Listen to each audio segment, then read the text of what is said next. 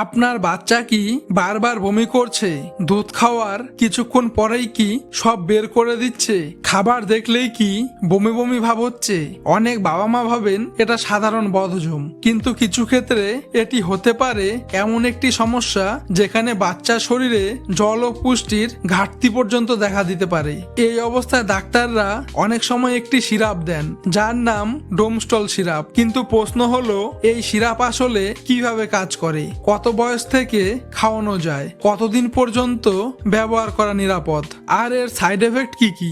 আজকের ভিডিওতে আমরা ডোমস্টল সিরাপ সম্পর্কে সম্পূর্ণ বিস্তারিতভাবে জানবো, তাই ভিডিওটি শেষ পর্যন্ত অবশ্যই দেখবেন। নমস্কার, আপনাদের স্বাগতম মেডিসিন বাংলা চ্যানেলে। এখানে আমরা বিভিন্ন ওষুধের কাজ, ব্যবহার, ডোজ ও সম্ভাব্য পার্শ্ব প্রতিক্রিয়া সহজ ভাষায় আলোচনা করি। ডোমস্টল সিরাপ কি?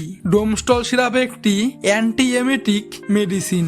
এর প্রধান উপাদান হলো ডমপ্রিডন 1 mg পার ml। এই ওষুধ মূলত বমি ও বমি বমি ভাব কমাতে ব্যবহার করা হয়। ডমপ্রিডন কিভাবে কাজ করে? আমাদের শরীরে একটি রাসায়নিক পদার্থ আছে যা মস্তিষ্কের ভমিটিং সেন্টারকে উত্তেজিত করে।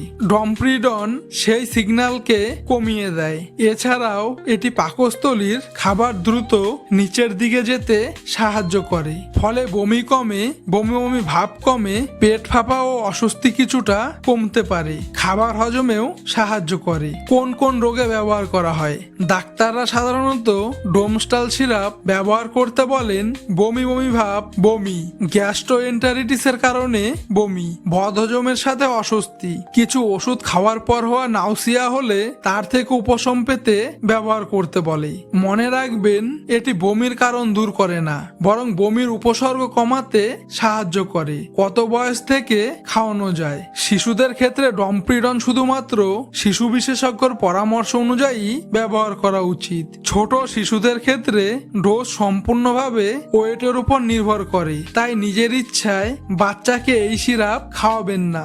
ভিডিওটি যদি আপনাদের কাজে লাগে লাইক করুন ও কমেন্ট করে জানান আপনাদের মতামত। আর মেডিসিন বাংলা চ্যানেলটি সাবস্ক্রাইব করে রাখুন, কারণ এখানে আমরা প্রতিদিন ওষুধ ও স্বাস্থ্য সম্পর্কিত গুরুত্বপূর্ণ তথ্য সহজ ভাষায় তুলে ধরি। সঠিক খাওয়ার নিয়ম। ডোমস্টল সিরাপের ডোজ শিশুর ওজন অনুযায়ী ডক্টর নির্ধারণ করেন।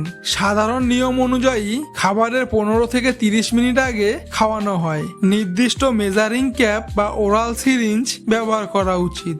ডক্টর যে সময় ও ডোজ লিখেছেন সেটাই অনুসরণ করতে হবে।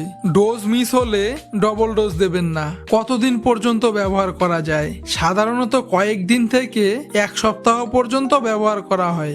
বমির কারণের ওপর ভিত্তি করে ডক্টর ডিউরেশন নির্ধারণ করেন। দীর্ঘদিন একটানা ডমপ্রিডন ব্যবহার করা উচিত নয়, যদি না ডক্টর বিশেষভাবে নির্দেশ দেন। ডোমস্টল সিরাপে সাধারণত 30 ml বোতলের দাম প্রায় 40 টাকা থেকে 50 টাকার মধ্যে হতে পারে। সম্ভাব্য পার্শ্ব প্রতিক্রিয়া। সব ওষুধের মতো এরও কিছু সাইড এফেক্ট থাকতে পারে। সাধারণ সাইড এফেক্ট মুখ শুকিয়ে যাওয়া, পেটের অস্বস্তি, মাথা ব্যথা ও মাথা ঘোরা এবং ডায়রিয়া, অ্যালার্জি আর অতিরিক্ত দুর্বলতা। এ ধরনের সমস্যা দেখা দিলে দ্রুত ডক্টরের সাথে যোগাযোগ করুন। গুরুত্বপূর্ণ সতর্কতা। ডক্টরের পরামর্শ ছাড়া ব্যবহার করবেন না।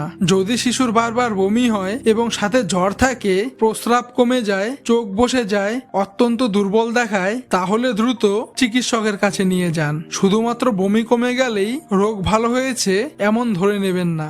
আশা করি ডোমস্টল সিরাপ বা ডমপ্রিডন সিরাপ সম্পর্কে আপনারা পরিষ্কার ধারণা পেয়েছেন। ভিডিওটি যদি ভালো লাগে লাইক করুন, কমেন্ট করুন আর বেশি বেশি করে শেয়ার করুন। ধন্যবাদ।